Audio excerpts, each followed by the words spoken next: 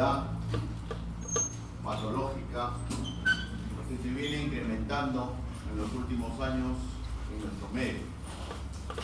Y es materia de tratamiento, diagnóstico y manejo del cirujano.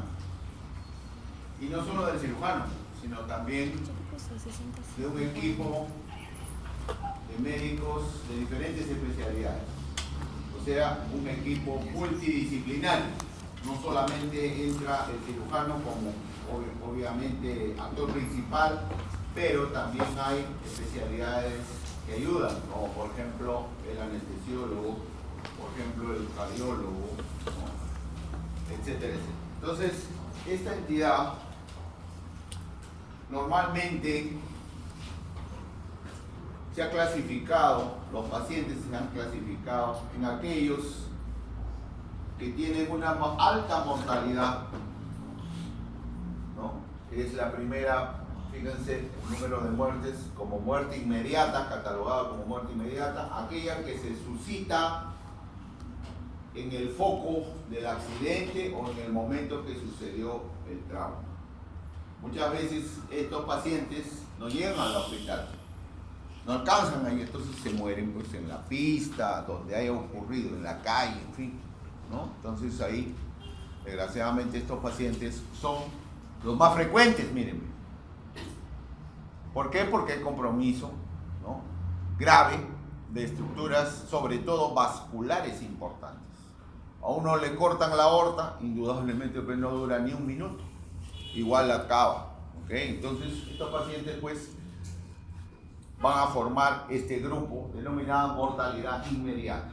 Pero también hay otros pacientes, hay otro grupo de pacientes que sí alcanzan a llegar al hospital, a la emergencia, pero que desgraciadamente las lesiones han sido tan severas, múltiples, que en el acto quirúrgico muere, fallece, se pierde el paciente. A pesar de todo lo que se puede hacer por el paciente, le han puesto su vía, le han puesto sondas, etcétera, etcétera, y le han subido a sala inmediatamente, pero aún así las lesiones desgraciadamente no son manejables. Y eso ocurre en estos pacientes, la muerte temprana. ¿Okay? En la muerte inmediata ni tampoco la temprana no hay mucha responsabilidad, digamos, del cirujano y del equipo quirúrgico que maneja a estos pacientes. Pero sí hay responsabilidad acá sí, en la muerte tardía. Ahí sí tenemos nosotros que tratar en lo sucesivo, en lo permisible, de bajar esto a cero, aunque hay un grupo de pacientes que se mueren días después de hospitalizar. ¿Por qué se mueren? Por complicaciones, generalmente por complicaciones. Y la complicación más frecuente de un paciente traumatizado es la sepsis. ¿Okay? Entonces, fíjense, estos tres grupos de pacientes son importantes recordar, porque la alta mortalidad siempre sigue siendo como muerte inmediata. Entonces, acá hay algo de epidemiología del traumatismo, generalmente del paciente politraumatizado. Yo trabajo en un hospital de emergencias donde recibimos a diario este tipo de pacientes. Y fíjense, de cada 10 politraumatizados, ahí está, uno tiene trauma abdominal. De 10, uno, siempre, siempre. Por lo tanto, ese uno es responsabilidad del cirujano general, obviamente, ¿ya? Aparte de eso, pueden haber otros tipos de trauma, trauma torácico, trauma cráneoencefálico, trauma facial, en fin, trauma para los, sobre todo ortopedistas y traumatólogos, fracturas múltiples, en fin, ¿no? Pero el trauma abdominal es uno de cada 10, ¿okay? Y acá están las razones y las causas por las cuales pues, hay alta mortalidad en estos pacientes.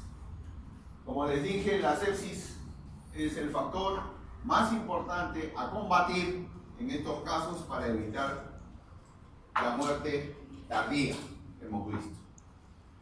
Nuestra ciudad, Lima, y en todas las regiones de nuestro país, están imperando este tipo de accidentes a diario. automovilísticos, ¿no? Hay muertos por doquier, desgraciadamente, en nuestro país. Y eso ya obedece pues a otro tipo de causas, no solamente propias del paciente intrahospitalario, sino propias pues del transporte, por ejemplo, del paciente. ¿Quién llega primero al foco? ¿Llega el médico? No. Llega el bombero, o el paramédico, en última instancia el paramédico. Entonces, normalmente el bombero, o por lo general no es médico, pues, entonces no puede manejar bien estos casos en el foco. Por lo tanto, esos minutos que determinan transportar el paciente hasta el hospital son cruciales, importantes.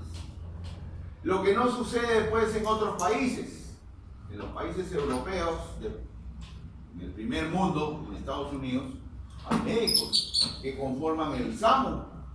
Acá hay SAMU, pero todos los del SAMU son paramédicos. Ningún médico quiere entrar a una ambulancia y estar paseándose por todo Lima, ¿no? A estar buscando a ver si hay accidentes.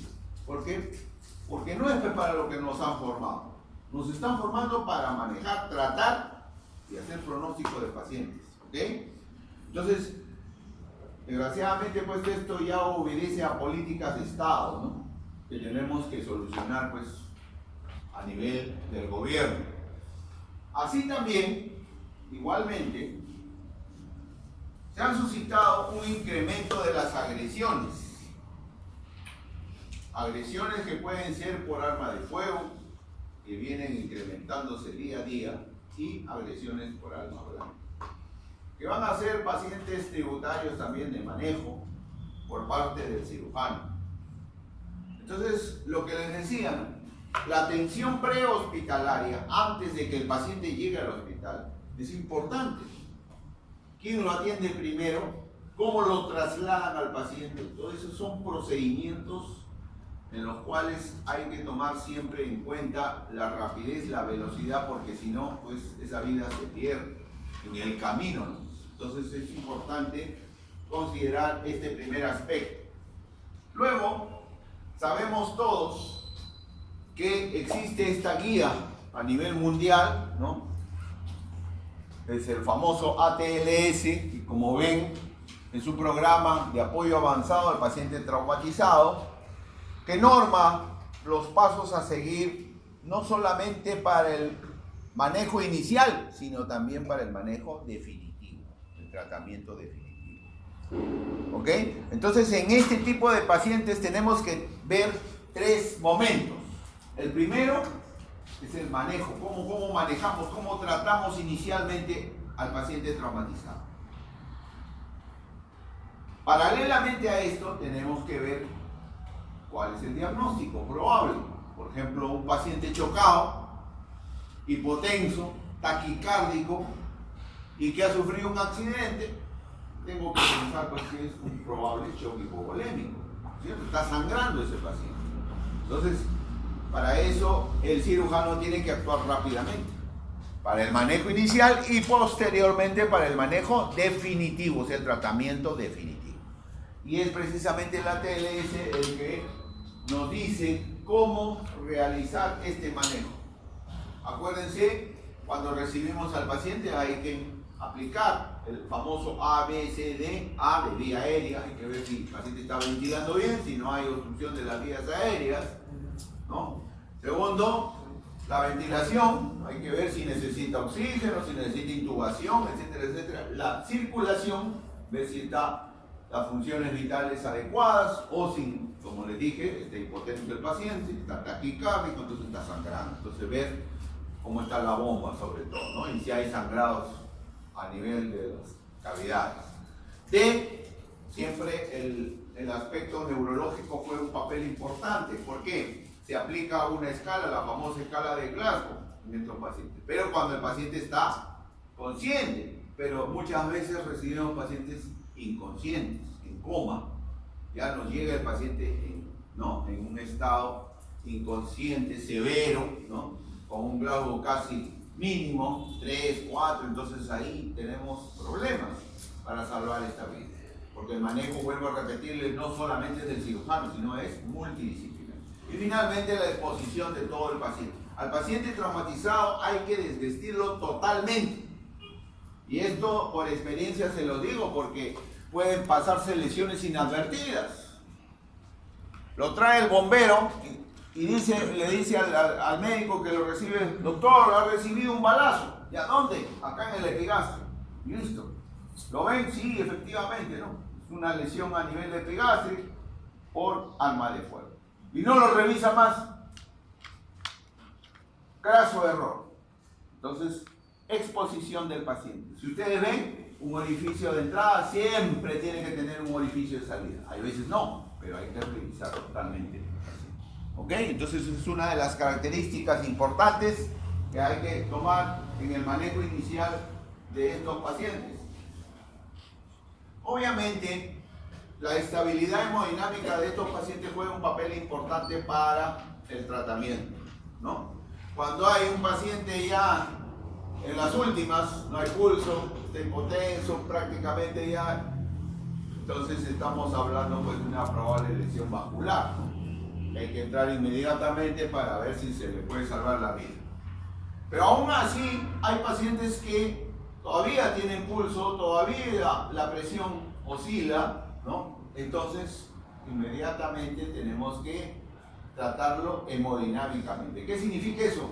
Si está sangrando, hay que reponer el volumen perdido. Lo normal es con solución salina, como ustedes bien saben, ¿no? Lo ideal sería darle sangre. Si ha perdido sangre, sangre, pero muchos nosocomios no cuentan con un buen banco de sangre. Entonces, ¿a qué hay que recurrir? A los cristaloides, ¿cierto? Al lactato Ringer o a la solución salina y cloruro de sodio. Y finalmente hay pacientes que llegan conscientes, conversando, ¿no? Pero sin embargo tienen un trauma abdominal, entonces hay que ver su estabilidad hemodinámica. Buena presión, buen pulso, buena frecuencia respiratoria, satura bien, pero sin embargo hay algún órgano lesionado adentro. Entonces nos da opción, nos da pie a que pase a una segunda evaluación. ¿Ok?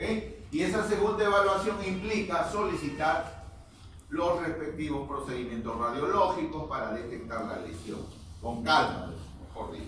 Entonces ahí tienen, ¿no? Cuando el paciente entonces hemodinámicamente está inestable, de acuerdo a la primera evaluación del ATLS, está chocado, entonces pasamos a sacarlo del shock primero, antes de sala, porque si ustedes entran con un paciente chocado a sala de operaciones, se les muere. Es lo más probable, mortalidad casi segura, 90-95%. Entonces, es preferible pasarle primero su solución salina, elevar un poquito la presión, mejorarlo en su estado y recién a la laparotomía. ¿Ok? Pero si el paciente está hemodinámicamente estable, como les mencioné, entonces pasa a una evaluación secundaria donde hay que investigar y decidir cuál es el tratamiento final. ¿Ok? Entonces, en el caso de la frecuencia, los pacientes traumatizados por accidente de tránsito o sea también por traumatismo abdominal abierto o cerrado, en su mayor parte llegan así, con shock hipovolémico, en su mayor parte. ¿Okay? Entonces, acá hay una graduación del shock hipovolémico, fíjense, del grado 1 al grado 4, de acuerdo a la pérdida sanguínea que ha presentado el paciente. Cuando ese paciente pierde más del 30%, sea grado 3 o grado 4, ni hablar, quirófano seguro. Ahí tiene que entrar a sala de operaciones sí o sí. Pero si no, hay que observarlo. ¿Ok? Si no, hay que observarlo. Es importante recordar esta triada, la famosa triada de la muerte, ¿no? Adelante, adelante. Que se suscita cuando el paciente pierde volumen sanguíneo. ¿Qué pasa cuando uno pierde sangre? Se está desangrando. Le baja la temperatura. Eso es lo primero que sucede. Perdemos sangre, la temperatura se va al suelo. Lo llamada hipotermia. Esta hipotermia activa la llamada cascada de la coagulación y empieza la coagulopatía, o sea el CID, coagulación intravascular diseminada. La coagulación intravascular diseminada hace posible una mala un mal metabolismo del ácido láctico a nivel del tejido muscular. Por lo tanto, se acumula el ácido láctico. Eso se llama acidosis. Acidosis metabólica. Esto cierra, este componente cierra esta triada que hay que romper siempre en los pacientes traumatizados. ¿Cómo? Evitando la hipotermia. ¿Cómo evito la hipotermia? Evitando la continua pérdida de sangre. Entonces, si está perdiendo, yo le repongo, pues, le repongo sangre. Obviamente, o le repongo fluidos, le repongo volumen.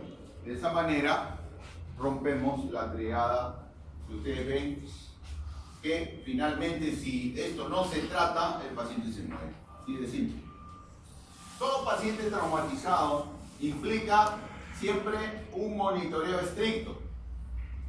Estricto. Por lo tanto, hay la necesidad de siempre utilizar un catéter central, o sea, un catéter introducido en una vena central. ¿Nunca lo tienen? Que puede ser la vena subclavia o puede ser la yugular, una de las yugulares. Ese catéter central generalmente llega hasta la aurícula derecha del corazón y nos permite controlar un parámetro importante que se llama presión venosa central, con lo cual lo vamos a monitorear al paciente. Eso es uno. Segundo, nos implica también la colocación de una sonda vesical. ¿Por qué? Porque cuando el paciente pierde volumen, ¿qué pasa con el riñón? No recibe el plasma suficiente para la filtración, por lo tanto la diuresis baja. Eso se llama oligúrico. Entonces, el paciente puede estar oligúrico y nosotros no sabemos, por lo tanto tenemos que medir la diuresis.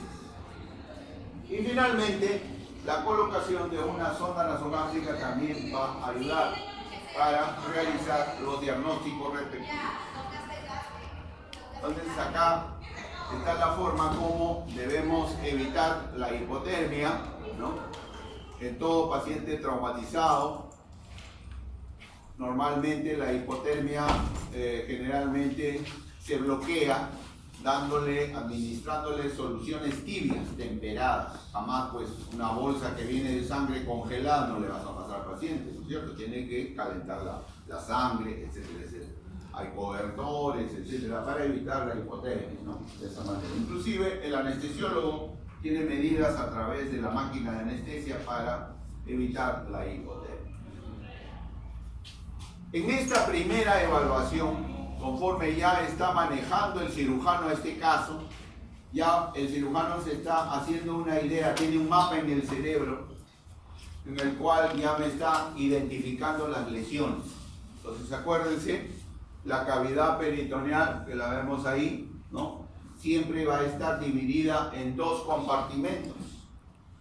El compartimento superior e inferior, el superior llamado supramesocólico y el inferior inframesocólico. ¿Quién divide esto?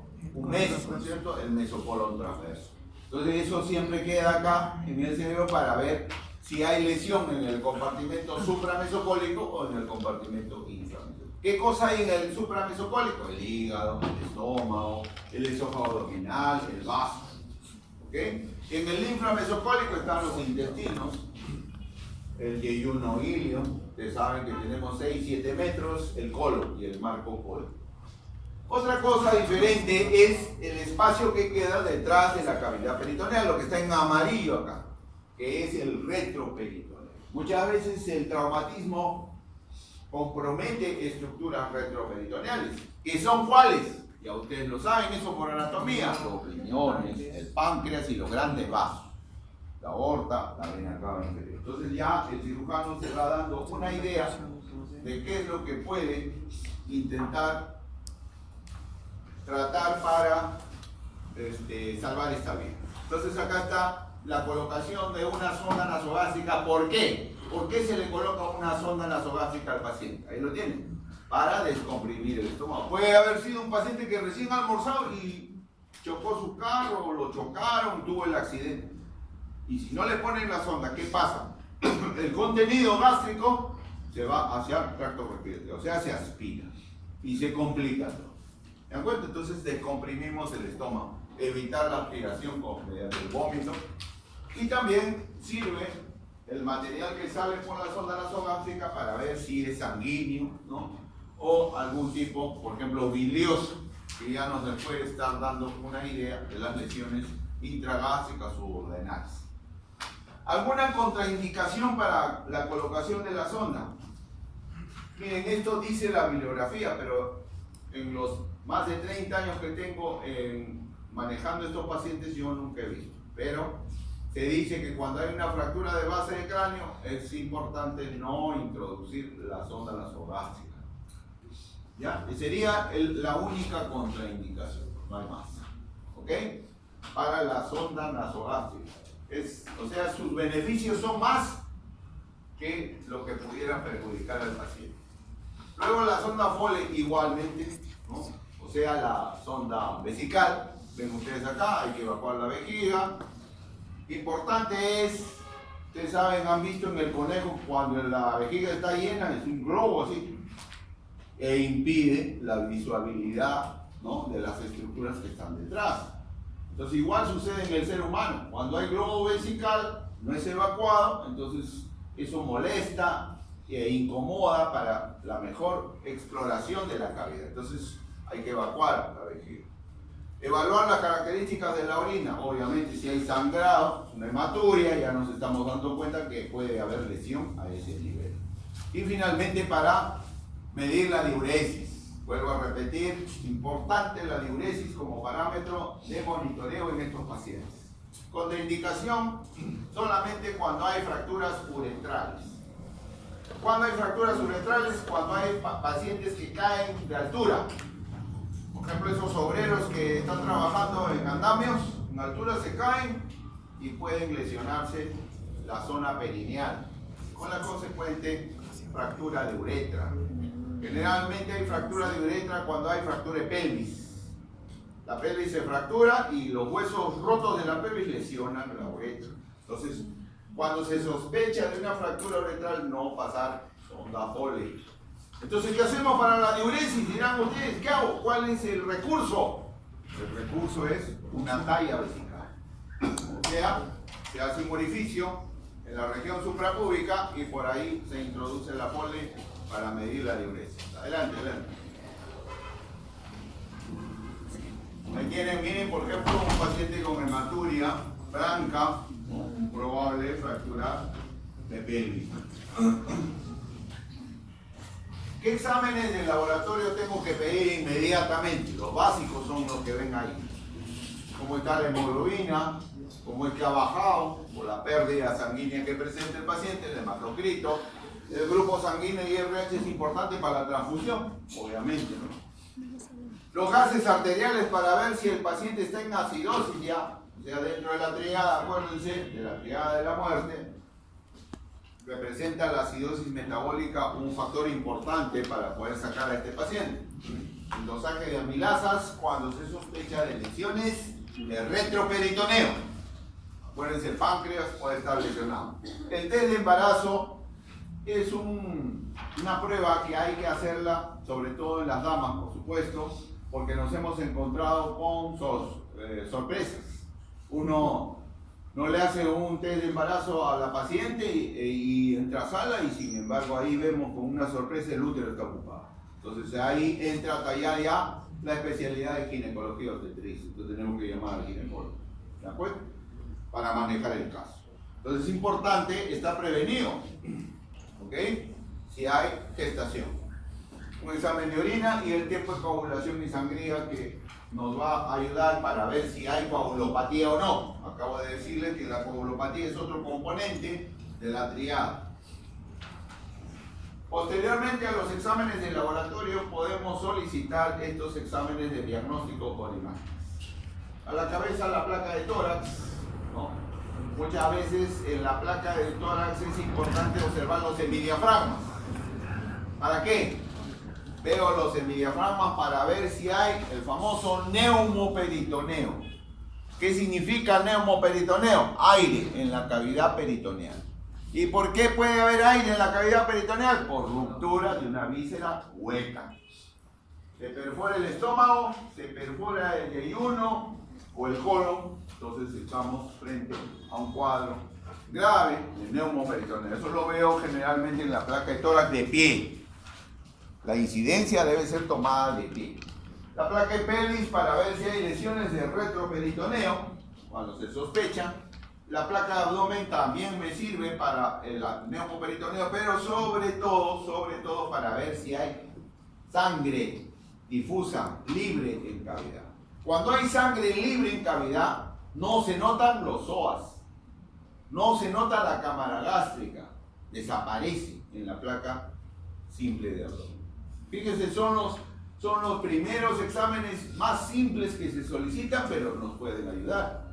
Yo no pido ecografías de frente, ni tampoco tomografías, ¿ok? Y finalmente esto que ya no se usa mucho, que son las placas contrastadas cuando hay lesiones a nivel retroperitoneal renal. Entonces ahí ven ustedes en estas imágenes la presencia del neumoperitoneo en esta placa de tórax. Miren cómo debajo del hemidiafragma hay aire, pues acá también hay el neumoperitoneo, ¿ok? Igualmente en placas de abdomen, también aparte del neumoperitoneo se puede apreciar, ¿no?, que el intestino grueso puede atravesar el diafragma, lo cual puede estar hablando de una hernia traumática.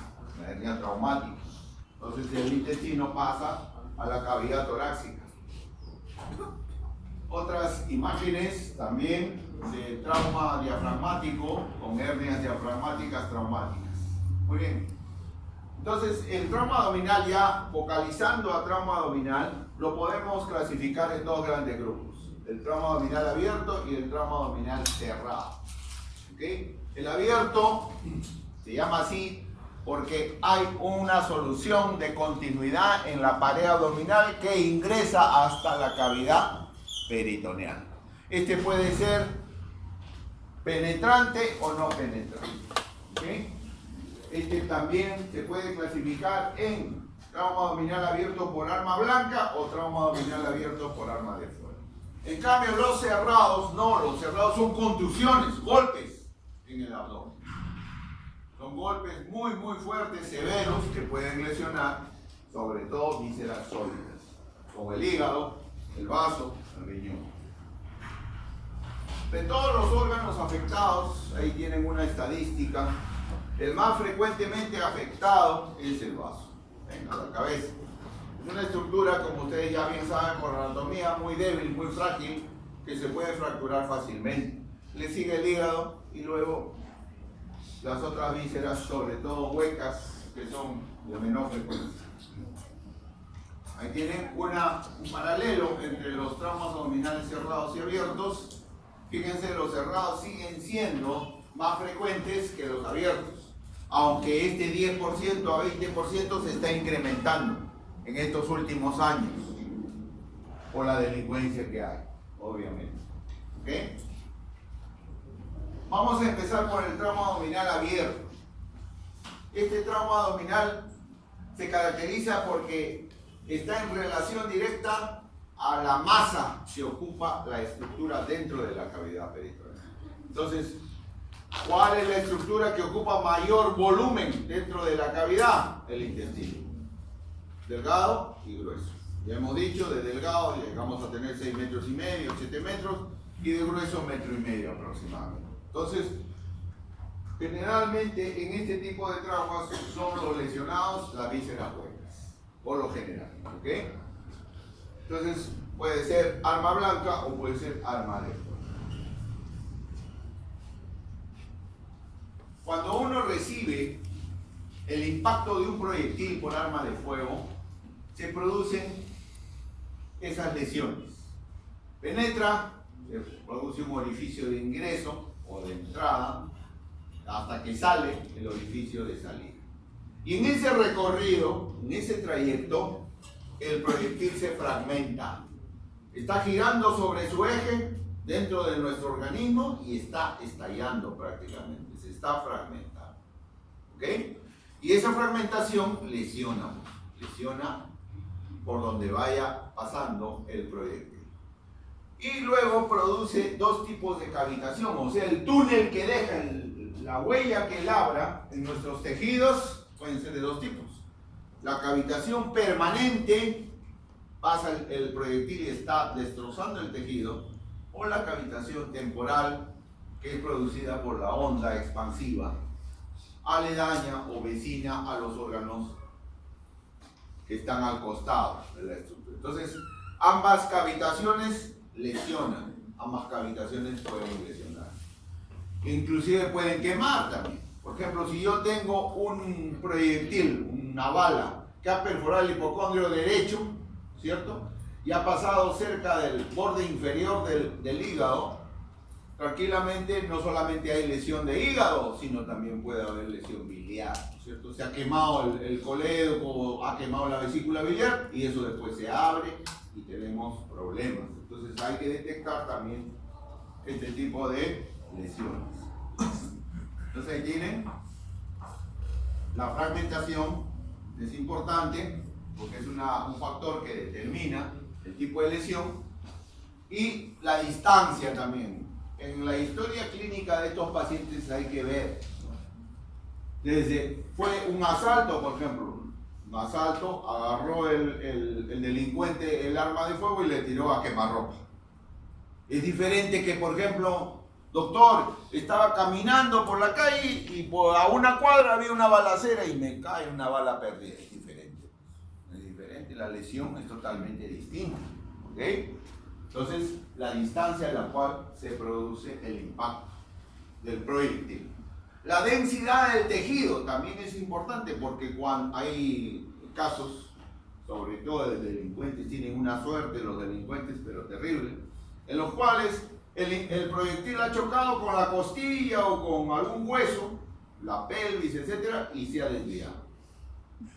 ¿Se dan cuenta? Entonces, no ha producido lesión de órganos intracavitarios, sino más bien la lesión está a nivel de pared nada más. Y para el paciente se salva tranquilamente, tranquilo. No hay. Entonces la densidad del tejido es importante. La densidad ósea generalmente permite que el proyectil se desvíe. ¿Ok? La desviación del proyectil. Ahí tienen en esta imagen las dos cavitaciones, la cavitación permanente y la cavitación temporal, producida por la onda del proyectil. Es diferente pues el tipo de proyectil también. Cuando a uno le disparan con una pistola de calibre 22, el proyectil y las lesiones van a ser menores, pero si a uno le disparan con una bala de escopeta, una FAL, ya es diferente, ¿no es cierto? La lesión es mucho mayor. Entonces, estas armas militares hacen mucho más daño que cualquier arma que uno pueda tener para su defensa personal. Acá tienen ustedes un orificio de entrada, ¿ven? Ese es característico de un orificio de entrada, es bordes regulares, ¿ok? Bordes romos, limpios y alrededor del borde un halo negruzco o violáceo. Eso se llama tatuaje. Siempre que encuentren tatuaje y estas características van a identificar el orificio de entrada. Y el orificio de salida generalmente es un orificio de bordes irregulares, anfractuosos, sin tatuaje. Esas son las características. Orificio de entrada y orificio de salida. Pero ustedes me preguntarán, ¿y para qué necesito identificar si es de salida o si es de entrada? Para ver cuál ha sido el trayecto. Si yo veo que a una persona le han disparado orificio de entrada, región lumbar derecha, y está saliendo por el hipocondrio derecho, entonces tranquilamente yo me dirijo en la laparotomía a los órganos supramesocólicos del lado derecho, del cuadrante superior derecho. Tengo que ver el riñón derecho, tengo que ver el lóbulo derecho del hígado, la vía biliar, la vesícula, etc. El duodeno, el marco duodenal, entonces hay que revisar primero. ¿Ok? Entonces el trayecto es importante. El trayecto es muy importante. Entonces ahí tienen la frecuencia de las estructuras lesionadas, tanto en el trauma cerrado como en el trauma penetrante. Siempre es importante recordar la presencia de una vida más dentro de una paciente que sufre un trauma abdominal. Por eso es que hay que hacer siempre las pruebas antes del quirófano, ¿okay? Antes de estar la operación. Por lo general, pacientes con herida por arma de fuego, lo general, estoy hablando genéricamente, terminan en laparotomía exploratoria. Por lo general. No digo la totalidad, hay pacientes que no. ¿Okay? pero por lo general sí termina en sala de operación. Cuando no es así, o sea, el paciente está estable hemodinámicamente, entonces yo puedo inmediatamente pasar a una segunda evaluación. Si el paciente está bien, pero tiene su bala, ¿no?, tiene su orificio de proyectil, entonces yo puedo solicitar su ecografía, su tomografía para ver si hay lesiones o no. Muchas veces no hay lesiones, como les dije, hay solamente lesión en pared, entonces eso hay que observarlo, ¿ok? Pero si no es así, si el paciente que sufre herida por arma de fuego está inestable hemodinámicamente, automáticamente se produce la laparotomía exploratoria, que es el tratamiento definitivo. Ahí tienen lesiones de vísceras, ¿no?, producidas por arma de fuego. Como en toda entidad patológica, la historia clínica es fundamental. ¿Quién hace la historia clínica? ¿El cirujano? No. ¿El residente? Tampoco. El interno, así es. Entonces ustedes van a ser internos. Cuando vayan a los hospitales por primera vez, ya se desempeñen en el último año de la medicina, entonces tienen que ir por pasos. ¿Ok? Cuando reciban un paciente así, tengo que tener esta regla, este orden. La infección, tengo que verlo, tengo que tocarlo, tengo que percutirlo, auscultarlo, y hay dos procedimientos finales que ya no lo hacen los internos, no sé por qué. Desde hace 5 años no veo en las historias clínicas que se consigne tacto rectal o tacto vaginal. Y eso está mal. El interno está pecando acá. ¿Por qué? Porque si siendo el tacto rectal hay sangre en el guante, ya me estoy haciendo la idea de que hay una lesión del colon bajo, colon izquierdo, obviamente. Lo mismo sucede con el tacto vaginal. Puede haber lesiones pélvicas que comprometan genitales internos. Y yo no me doy cuenta, ¿por qué? Porque no se hizo el procedimiento. Entonces, obviamente, hay que realizar todos estos procedimientos de forma completa. En la infección generalmente hay que ver pues las lesiones, las escoriaciones en caso de que se haya producido traumas abdominales cerrados por accidente de tránsito, o en su defecto los traumas abiertos. En la palpación generalmente este paciente, cuando tiene lesiones intraabdominales, ya hay resistencia abdominal, ¿no es cierto? Hay signo de Blum. ¿Se acuerdan del Blum? El Blum es el rebote, ¿no? Hay mucho dolor y generalmente es un dolor difuso, un Blumberg difuso, ¿ok? Dolor y resistencia o defensa, que también le llaman. En la percusión generalmente hay dolor, y lo que se puede encontrar inicialmente en estos pacientes es un hilo, ¿okay? O sea, el intestino lesionado, ¿cómo reacciona? Se dilata y no se mueve, se paraliza el peristaltismo. Entonces hay un hilo dinámico, ¿ya? Entonces eso es importante escuchar. También no hay ruidos hidroaéreos. Y finalmente los procedimientos que ya les he mencionado, tanto a nivel rectal como a nivel vaginal.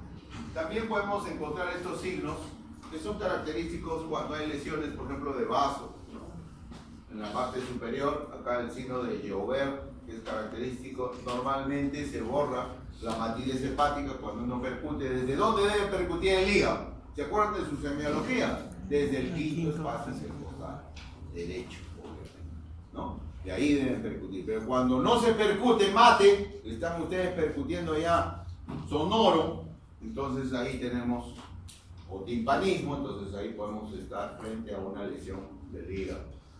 O también neumoperitoneo, signo de Joubert. Luego tenemos el signo de Kerr, cuando desaparece el espacio de Traube. Acuérdense, el espacio de Traube, ¿qué es? Es la presencia de aire en el fondo gástrico. ¿Okay? Normalmente se percute sonoro ahí, hay un timpanismo, ¿ya? Pero cuando ese timpanismo desaparece y percutimos mate, ya estamos viendo de que puede haber sangre libre en cavidad que está evitando percutir la cámara gástrica o lesión de vaso. El signo de Balance también es otro signo característico cuando hay lesiones en el cuadrante superior izquierdo. Por lesión generalmente diafragmática, hay traumatismos del diafragma que hacen posible el ingreso de las vísceras huecas hacia la cavidad torácica o lesión de vaso. Entonces son 3 signos que hay que recordar siempre cuando se va a realizar la identificación de las lesiones. Otros procedimientos, sobre todo cuando son producidos en tramo abdominal por arma blanca. Cuando es por arma blanca, ustedes ven acá, ¿no? El arma blanca que se mete dentro de la cavidad, es importante primero ver la penetración. ¿Hay armas blancas que no han penetrado? Sí, lo he visto. Hay generalmente pacientes obesos, más de 100 kilos, 120, 130 kilos, ¿no?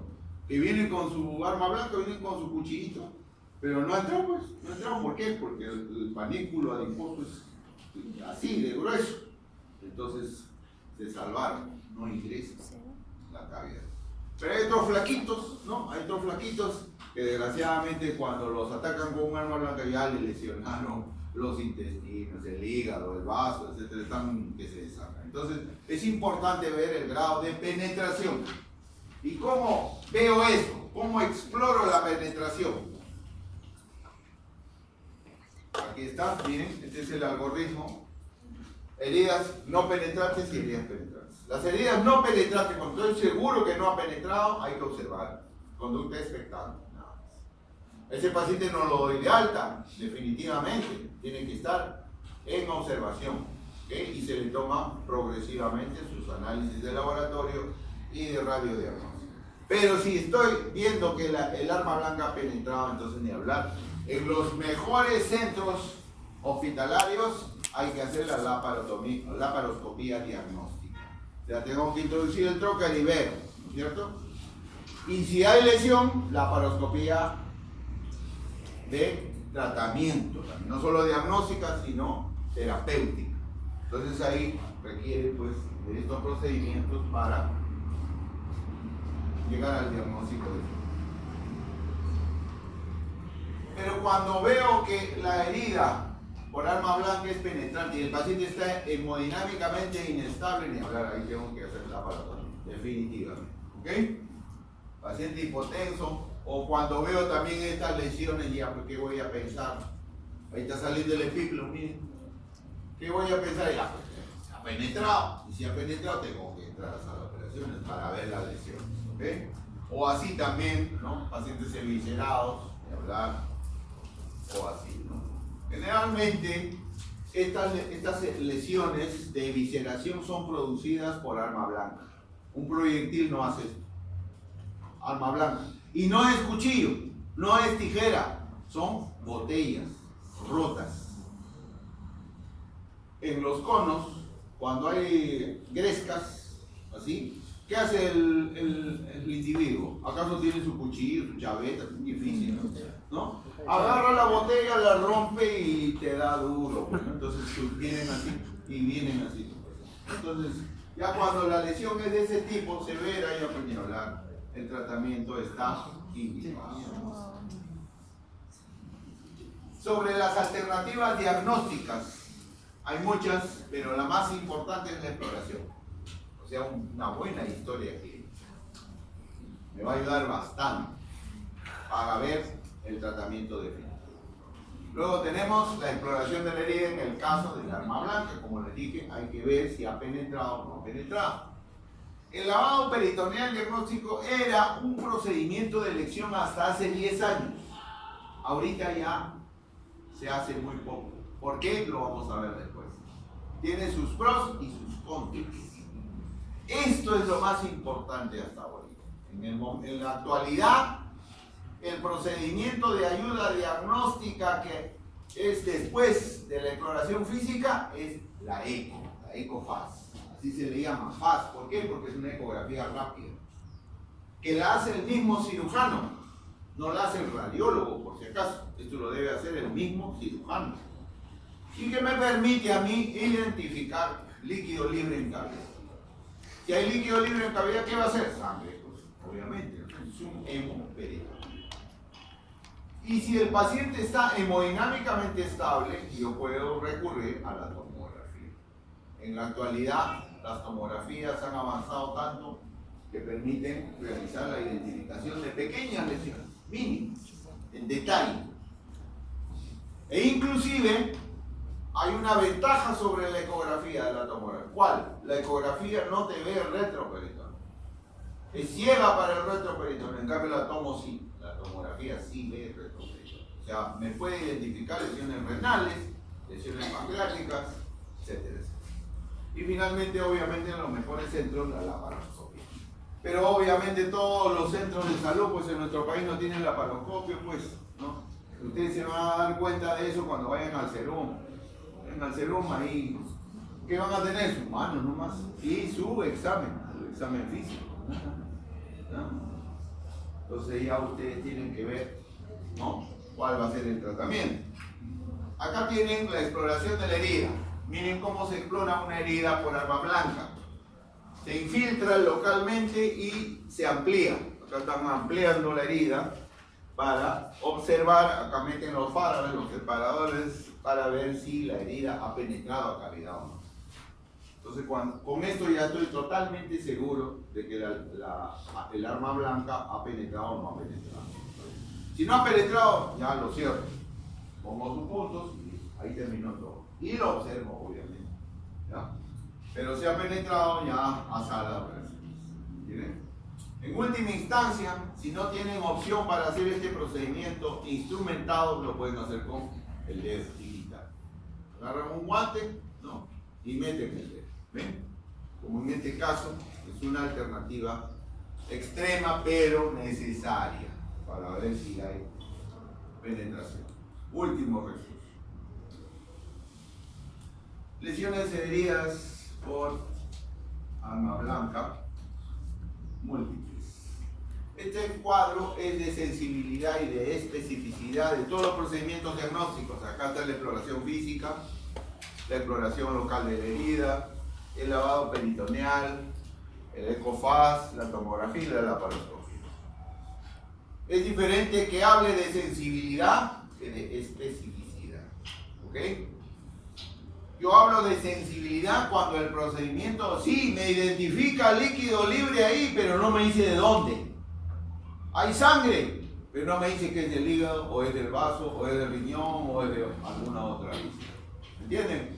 Entonces eso se llama sensibilidad. Ahí el 100% está en el lavado peritoneal diagnóstico, en la laparoscopia. Se acerca al 100% la TAC, la exploración física, miren. ¿Ven? Me puede estar hablando, si hago una buena exploración física, me puede estar concluyendo en que hay hemoperitoneo. Nada más, hemoperitoneo. La especificidad sí me dice el lugar de lesión. Ahí sí. Por ejemplo, una buena exploración física me puede estar hablando ya de lesiones retroperitoneales. Hay una fractura y ahí yo estoy hablando de lesión retroperitoneal. ¿Ok? Fíjense, se acerca la ecofaz y la TAC también y la laparoscopia muy poco. ¿Ok? Entonces, eso se llama sensibilidad y especificidad de los procedimientos diagnósticos. Entonces, para arma de fuego y arma blanca, que son los traumas abiertos, fíjense, vuelvo a repetir, casi el 100% de los pacientes con lesiones por arma de fuego van a la laparotomía. Casi, no todos, casi. En cambio, en el arma blanca, ¿qué cosa hay que hacer? Hay que primero ver la estabilidad hemodinámica del paciente. Si está inestable, ni hablar, ya no lo pienso más, ahí no voy a explorar la herida. Tengo que entrar a sala de operación. Pero si está con estabilidad hemodinámica, ahí recién veo si la herida es penetrante o no. Si veo que ha penetrado, sala de operación. Si no ha penetrado, entonces, segunda evaluación, TAC, ECO, etc. Muchas veces ayuda. Aún así, con todas estas armas que les estoy hablando, ayuda. Entonces, el paciente por ejemplo, con un procedimiento de tomografía dudoso, ¿no?, el paciente con imposibilidad de determinar perforación del peritoneo no se puede, no, por ningún lado no podemos ver, pero el paciente parece estar lesionado, hay dudas. El paciente con lesión tóraco-abdominal izquierda, ¿qué? Tóraco-abdominal, o sea, compromete las dos cavidades también, y tomo normal también es un paciente con duda. Así se van a encontrar con pacientes dudosos. Entonces, ¿a qué recurrimos? A la laparoscopia. La laparoscopia en estos casos es útil para determinar. Uno entra, mira y listo, se acabó.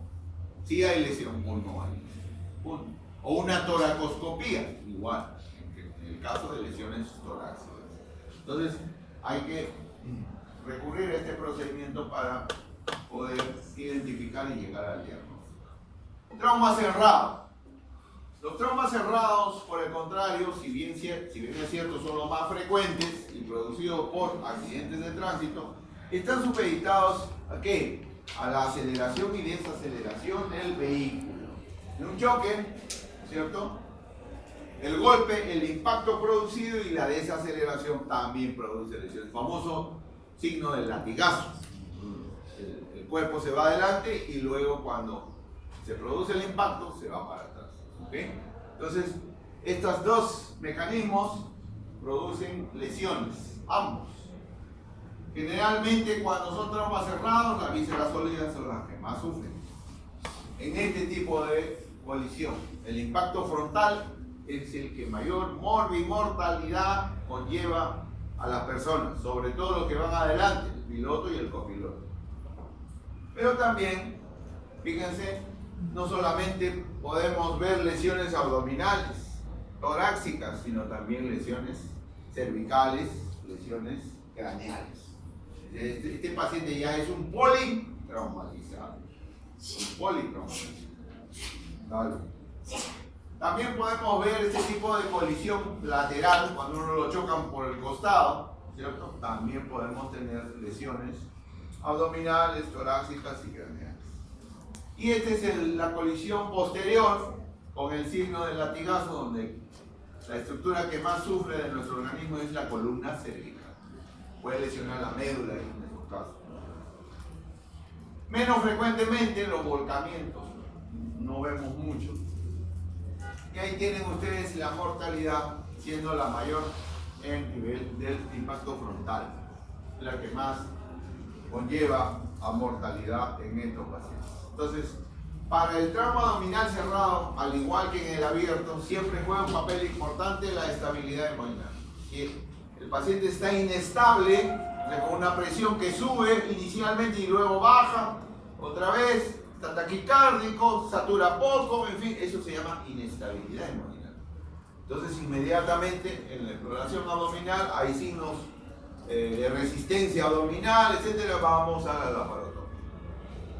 Pero si está estable hemodinámicamente, nos da opción para estudiarlo más, ¿cierto? Le pido su TAC, su eco, lo observo, su lavado peritoneal diagnóstico, etcétera, para llegar al diagnóstico.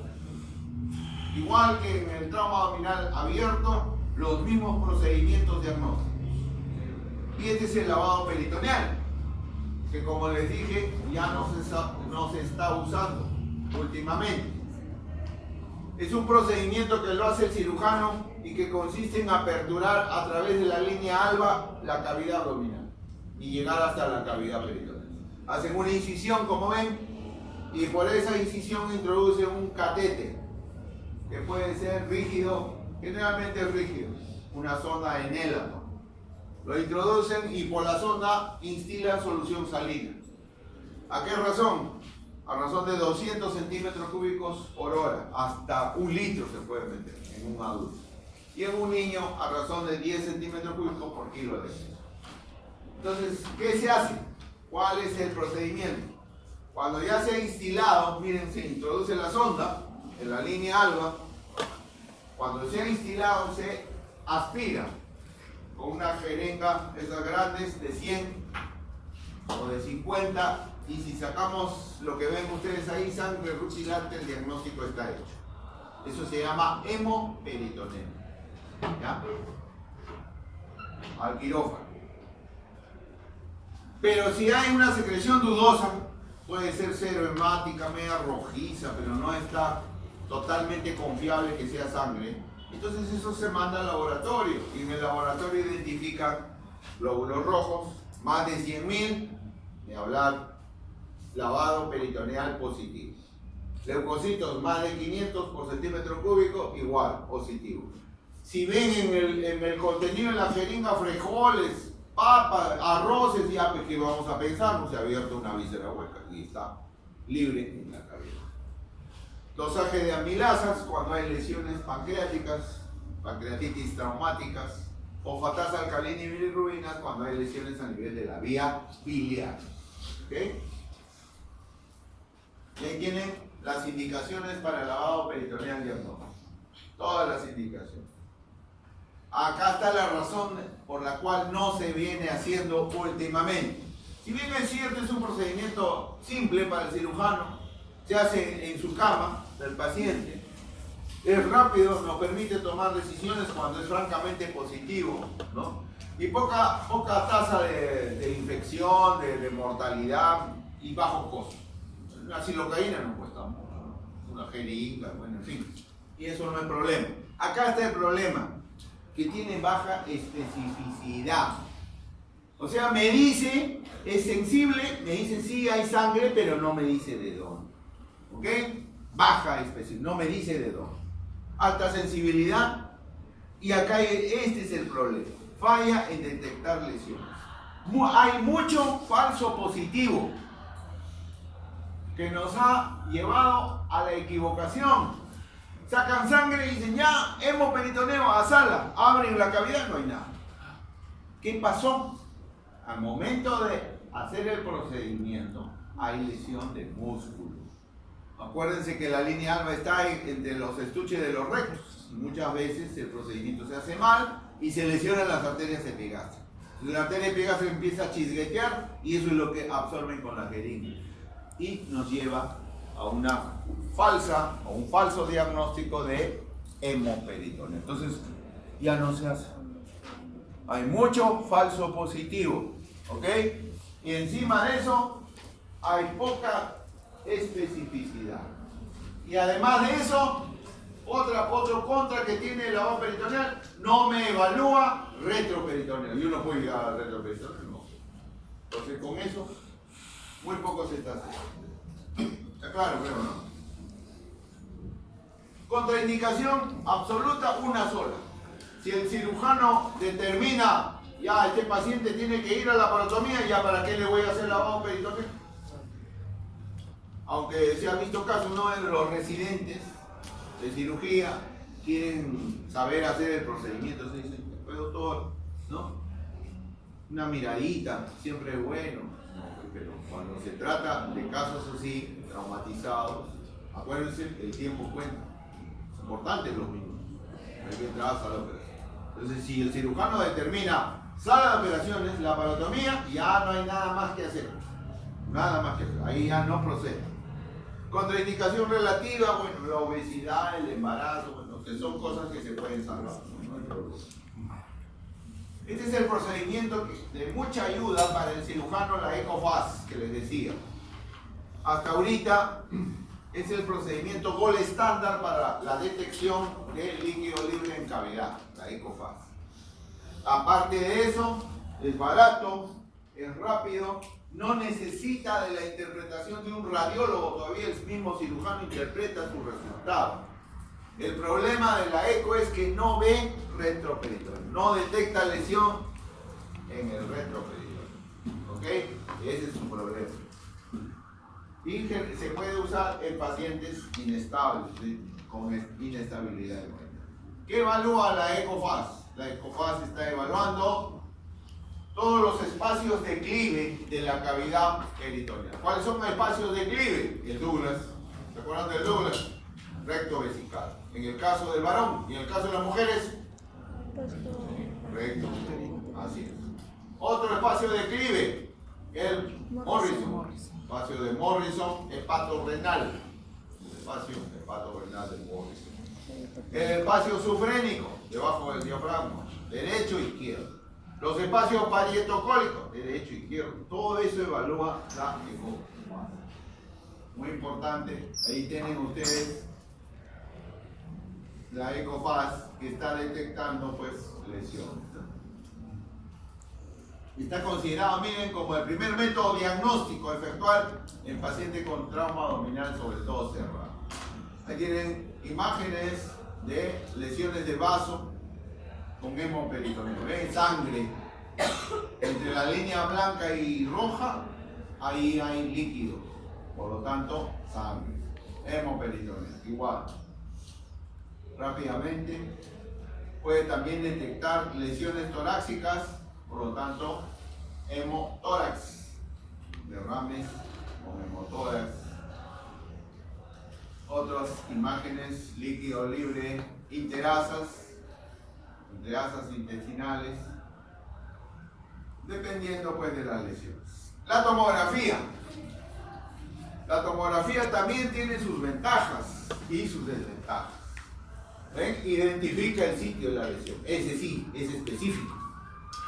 Te dice, el vaso está sangrando, o el hígado está sangrando, el segmento 5 está sangrando. Ya, con eso es suficiente. Te ve retroperitoneo. La toma es para retroperitoneo, páncreas, riñón. ¿Okay? Su interpretación también no depende del radiólogo. Yo puedo ver las placas de tomografía y ya me doy cuenta que acá hay alguna lesión. ¿Qué desventaja tiene? Que no puedo hacerlo en un paciente inestable. Nunca haga una tomografía en un paciente inestable hemodinámicamente. ¿Por qué? Porque se muere. En la sala de imágenes se muere. Y después los familiares están detrás. Y si hay algún accidente, un evento en rayos, uy, ahí sí se van encima del cirujano. Ya ni hablar. Entonces, es importante considerar que es un procedimiento que demora, pues, media hora, hasta más. Es un procedimiento que cuesta. ¿Ok? Una tomografía abdominal en el hospital está 180. En cambio, una ecografía 30 soles. Que vean ustedes. Entonces, nunca pedirla en pacientes inestables. Ahí tienen imágenes tomográficas de lesiones esplénicas del vaso. Hemoperitoneal. Y acá está el paralelo entre los tres procedimientos: el lavado peritoneal, la ecofaz y la toma. Para que ustedes vean que la ecofaz es el único no invasivo, porque acá generalmente se usa contraste en la tomografía. Acá es mucho más rápido, es un procedimiento rapidísimo, ¿no? Se puede repetir, nuevamente a las 2 horas otra vez ver, y tiene una gran sensibilidad. ¿Ven? O sea, por eso la ecofaz es hasta ahorita el gold estándar para la detección de líquido libre en cavidad. ¿Ok? ¿Está claro? Otros procedimientos, la placa simple abdomen, que ya les he mencionado, para la detección de neumo, ¿no? Neumoperitoneal, aire libre en la cavidad. Y otros procedimientos contrastados que ya no se usan cuando queremos detectar lesiones a nivel del sistema bielocalicial, retroperitoneal. Antiguamente se usaba esto, miren, la punción abdominal. Esto ya hace como 20 años que ya no se usa. ¿Cómo se llama la punción abdominal? Ya no saben, ¿eh? Voy a preguntar en el examen, ¿no? ¿Cómo se llama la punción abdominal? Agarran una aguja, le meten ahí y aspiran para ver si hay sangre líquida. Paracentesis. Cuando es en el tórax, toracocentesis. ¿Okay? Pero en el abdomen se llama paracentesis. Ya no se usa. Igualmente la arteriografía, los procedimientos con contraste también son procedimientos invasivos que pueden estar empeorando el estado de inestabilidad hemodinámica de los pacientes. Los últimos sí, obviamente, la tecnología moderna nos ayuda con la laparoscopía diagnóstica, como ya les he mencionado. La laparoscopía, ¿no? Diagnóstica. Generalmente, cuando hay un hemoperitoneo con lesión de vaso, de hígado, los cirujanos preferimos abrir la cavidad para poder ver mejor y tener mayor espacio de campo operatorio. En cambio, con una laparoscopía es bien difícil, salvo que seas un capo, pues, ¿no? Entonces ahí sí. Pero desgraciadamente, los laparoscopistas en nuestro país todavía no lo dominamos bien, ¿no? Sí hay laparoscopía, hay bastante laparoscopía, pero en el caso de trauma abdominal se prefiere algo. Ojo, en el caso de trauma no, estoy hablando en el caso de trauma. El retroperitoneo es un punto aparte. Como ya hemos dicho, prefiero una toma para ver retroperitoneo, no una eco. Se divide en 5 zonas. la zona central, la zona lateral, la pélvica, la ilio o retrohepática y las zonas combinadas. La zona 1 es la zona central, donde está el mesogastrio. ¿Y qué cosa voy a ver en el retroperitoneo en esta zona? Grandes vasos. Ahí está la vena cava al lado derecho de la columna y la aorta al lado izquierdo. Por lo tanto, una lesión en zona 1 amerita exploración, o sea, laparotomía. ¿Ok? Zonas 2. Las zonas 2 corresponden a los hipocondrios de ambos lados, derecho e izquierdo, y los flancos. Esa es la zona 2 en el retroperitoneo. Estamos hablando del retroperitoneo. Cuando existe presunción diagnóstica de lesión en zona 2, hay que observar si el paciente con las horas va evolucionando, empeorando, se le va cayendo la presión o se palpa un abdomen pulsátil, está pulsando, entonces hay que explorar. Solamente en esos casos. Zona 2. Zona 3 es la parte pélvica del retroperitoneo. Ahí no se recomienda explorar. ¿Por qué? Porque ahí las lesiones obedecen a una fractura de los huesos de la pelvis. ¿Quién tiene que entrar a tallar ahí? El traumatólogo. Estabiliza la pelvis y se autolimita el sangrado. Solito. ¿Ya? Entonces no se recomienda quirúrgicamente. La zona 4, retrohepática, está ubicada a nivel del hiato de Winslow. ¿Se acuerdan del hiato de Winslow? ¿No? Es el espacio que está detrás del pedículo hepático. El pedículo formado por la arteria hepática, por el colédoco y por la vena porta. Entonces, por detrás hay un hiato, un espacio, que ingresa hacia la transca vía los cerviclones. Entonces, esa es la zona retrohepática, iliar retrohepática. Ahí sí hay que explorar. Amerita la exploración de ese caso porque puede haber lesiones de vena porta o de vía biliar. Y la zona 5 son las zonas combinadas, ¿no? Ahí tienen zona 1, central, zona 2, laterales, zona 3, pelvianas, zona 4 y zona 5.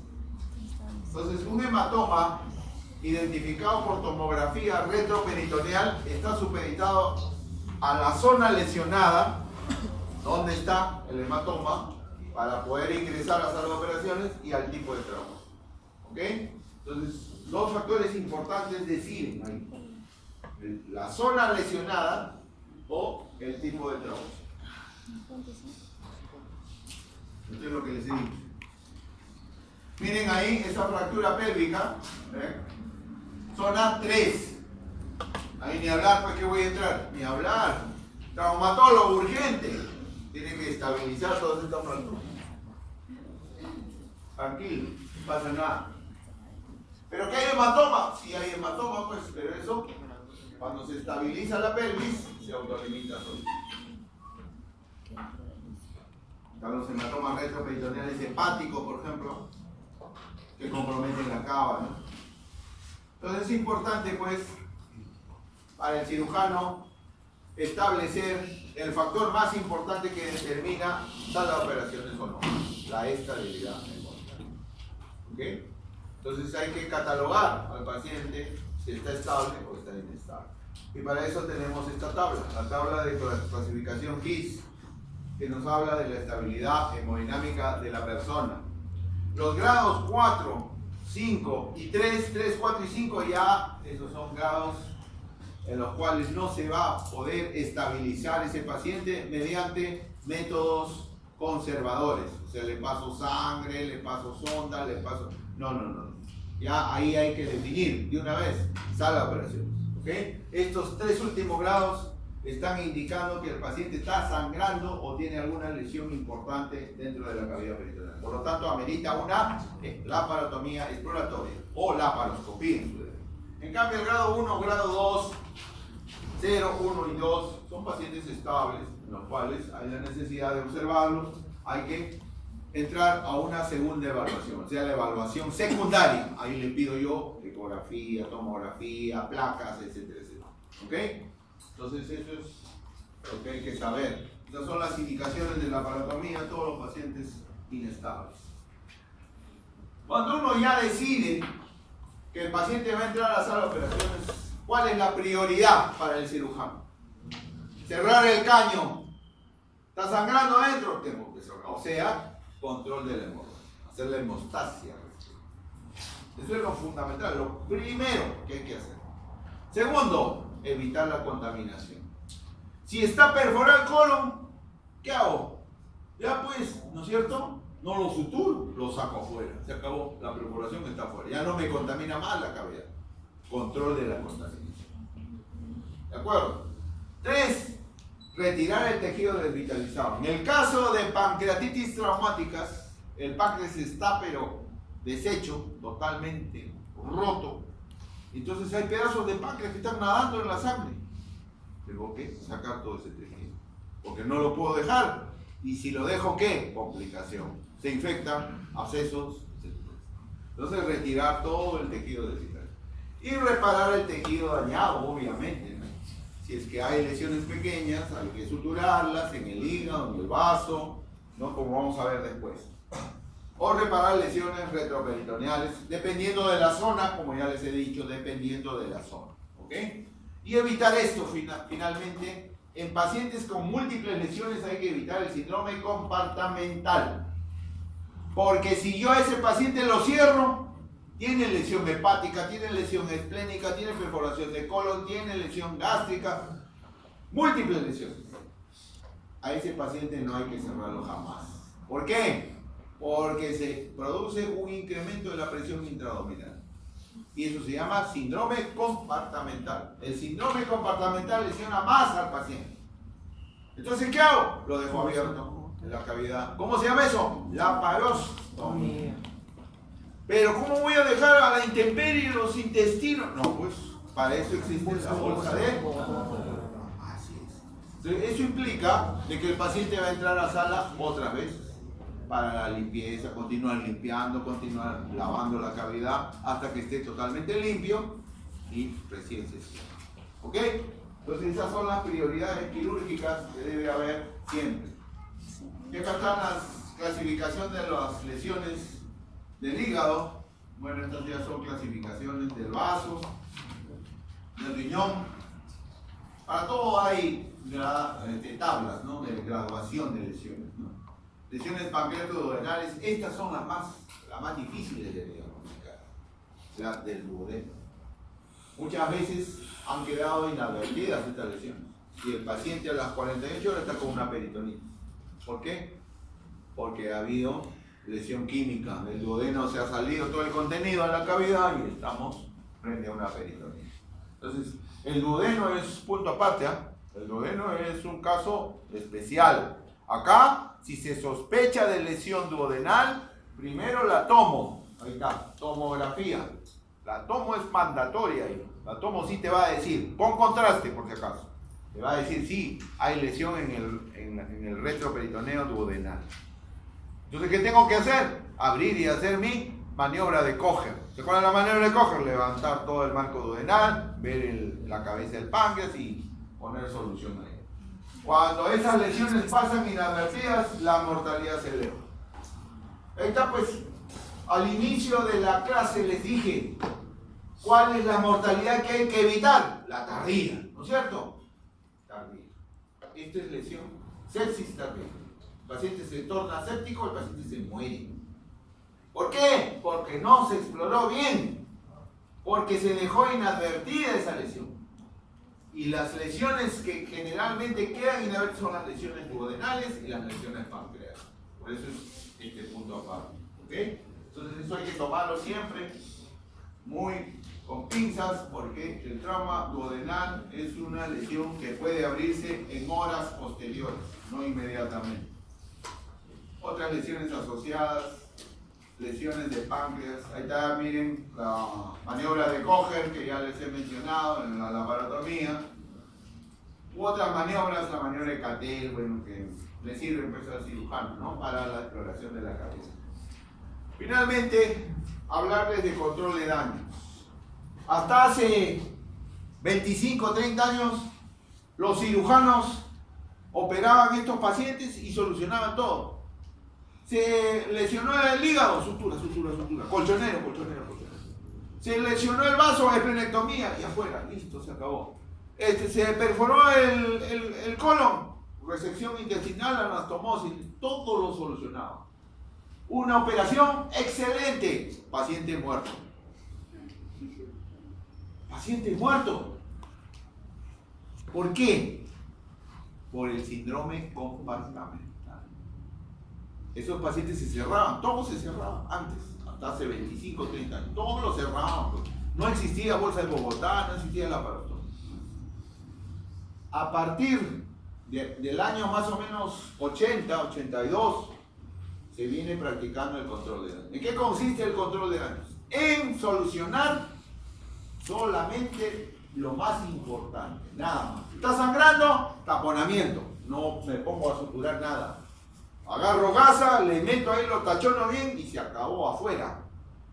Perforación de colon o perforación intestinal, ostomía. O sea, saco el intestino afuera. Se acabó, nada más. Nada más. ¿Para qué hacer más? El paciente se va. ¿Ok? Entonces, los pacientes que están en esta situación ameritan un control de daño. El control de daños no solamente es en el quirófano. Ese paciente pasa a UCI. Y en UCI, los uciólogos son los que estabilizan al paciente. Ya bien estabilizado, el paciente regresa al quirófano otra vez, otro día, y lo reoperan. Sigue el control de daños. Han taponado, sacan el taponamiento ya para el sangrado. Han hecho ostomía, terminan la ostomía. Listo, se toma. Ahí recién hacen la resección, todo lo que quieran. Este procedimiento salva vidas. No importa, 3 o 4 veces ha entrado al quirófano, ha sido reoperado 4 o 5 veces, pero vivo. ¿Entienden? Entonces, es importante este procedimiento que se realice en cirugía y que finalmente al paciente lo va a salvar. ¿Ok? ¿Entienden? Primero en el quirófano, luego a UCI y luego otra vez al quirófano. Entonces, ese es el procedimiento de control de daño. Este es el taponamiento, ¿no?, que les mencionaba cuando hay lesiones hepáticas, llamado packing, también le llaman así. Algunos no solamente dejan gasa, le dejan campos. ¿Han visto los campos que le ponen al conejo, no?, en una mesa? Esa tela verde, lo doblan en 4 o 5 y lo meten ahí adentro. Y no solamente uno, pueden meter 4 o 5 campos adentro para comprimir. Así es. El hecho es que hay que parar el sangrado. Como sea, hay que parar el sangrado. Prioridad, packing. Otras formas de packing. Y en última instancia, hay veces con el packing tampoco no para el sangrado. Entonces, ¿qué hay que hacer? Hay que agarrar el pedículo hepático y clamparlo. ¿Cómo se llama esa maniobra? Pringle. Esa es la maniobra heroica de Pringle.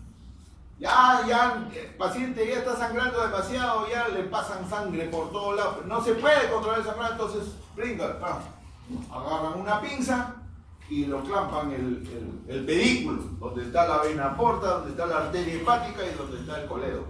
Y entonces para el sangrado y te da tiempo para suturar o poner el packing, como quieran. Pero Pringle, ¿cuánto tiempo debe estar?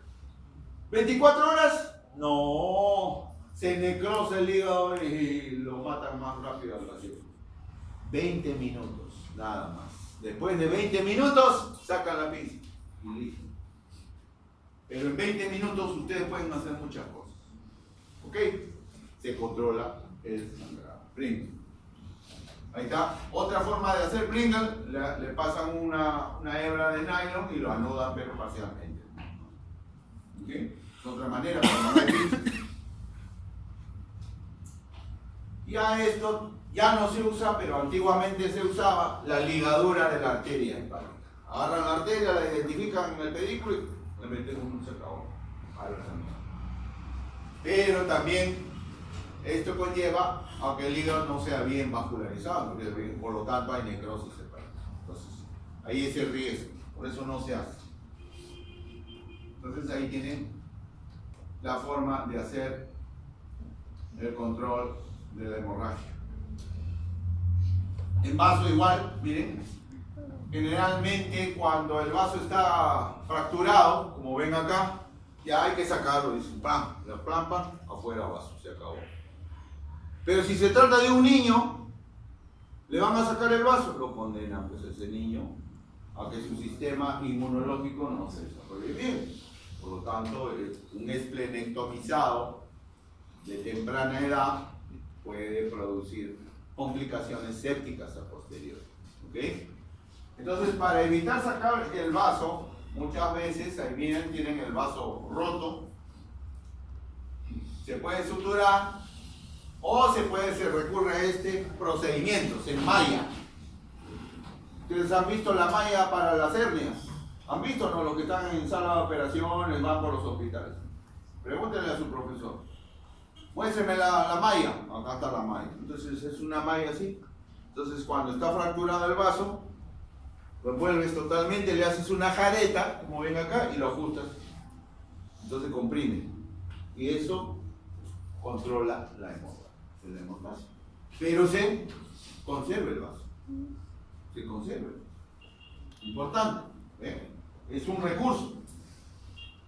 O también se puede recurrir al epíplomo. Por eso en cirugía nosotros recurrimos mucho al epíplomo mayor. Le decimos San Epíplomo. ¿Por qué?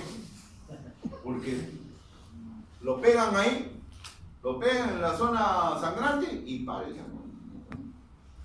Para que vean. Lo mismo pasa cuando hay apendicitis. ¿Qué pasa con el epíplomo? Va y lo bloquea, lo aplasta. Te salva de una peritonitis. ¿Te das cuenta? Entonces el epíplomo es un factor importante para considerar. Lesiones de proyectil. Ahí están las ostomías, o sea, lo que hay que hacer solamente cuando hay perforaciones. Y este sistema, este procedimiento es el tratamiento no operatorio. Y si no operamos, ¿para qué lo vamos al paciente a un procedimiento cruento? No lo vamos a someter a un procedimiento cruento. Sí, pero para hacer tratamiento no operatorio tienes que tener seguridad de lo que vas a hacer. Y segundo, claro, es bien cierto, hay mortalidad baja, pero tiene que haber un protocolo que se cumpla. Depende del hospital. Si el hospital tiene guías, parámetros, protocolos que se van a cumplir y la infraestructura que se va a necesitar, se puede hacer. En los mejores hospitales a nivel mundial lo practican ya el tratamiento no operatorio. ¿Pero por qué? Porque tienen buen banco de sangre que me va a surtir de toda la sangre que yo necesite para ese paciente. Si no tienes eso, ¿para qué? Ni hablar, el paciente se te va. ¿Okay? Si no tienes un protocolo a seguir, cómo manejar estos casos, tampoco. Evitar eso. Pero para conocimiento de ustedes, a nivel mundial ya se está practicando el no operatorio. Tiene sus desventajas, como ven, porque puede quedar lesiones inadvertidas, ¿no? Pero también tiene sus ventajas, se evita al paciente laparotomías, disminuye el tiempo de hospitalización del paciente, ¿no? Disminuye el gasto para el paciente, ¿cierto? Entonces, para realizar esto, tiene que haber condiciones del paciente. O sea, un paciente viejito, de 90 años, traumatizado, lo voy a recurrir al tratamiento no, pero él se muere. Pero puede ser un paciente joven, atlético, ¿no? Sin ninguna comorbilidad, no es diabético, no es tuberculoso, no tiene nada, entonces puede aguantar. Puede aguantar, siempre y cuando los requisitos que tenemos. Condiciones del medio, como les dije, tiene que haber un buen banco de sangre, una buena UCI y normas de seguimiento, unos buenos protocolos. ¿Okay? Complicaciones, dentro de las complicaciones más importantes, como le dije, la sepsis. La sepsis es la complicación que se va a llevar al paciente si no es bien tratado.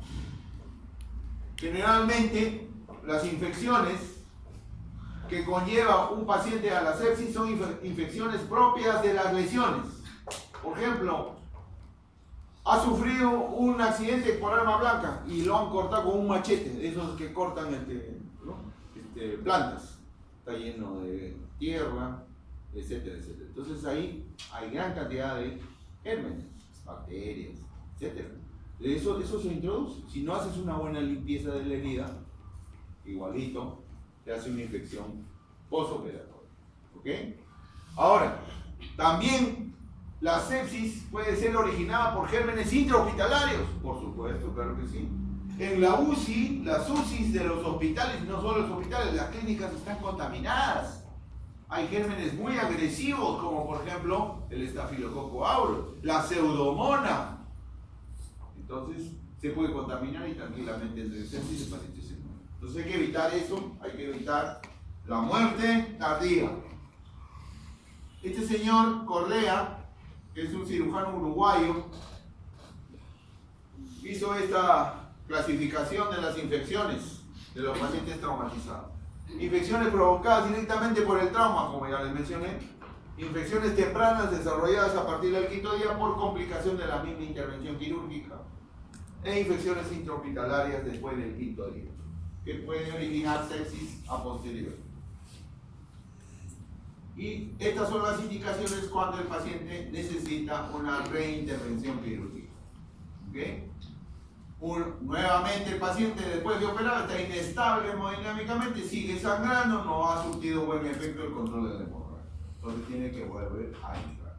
Y finalmente, estos son los grados de hipertensión abdominal, o sea, el síndrome compartamental que les mencioné, donde se usa la bolsa de Bogotá para la laparostomía. Como ven, pacientes en UCI terminan así, ¿no?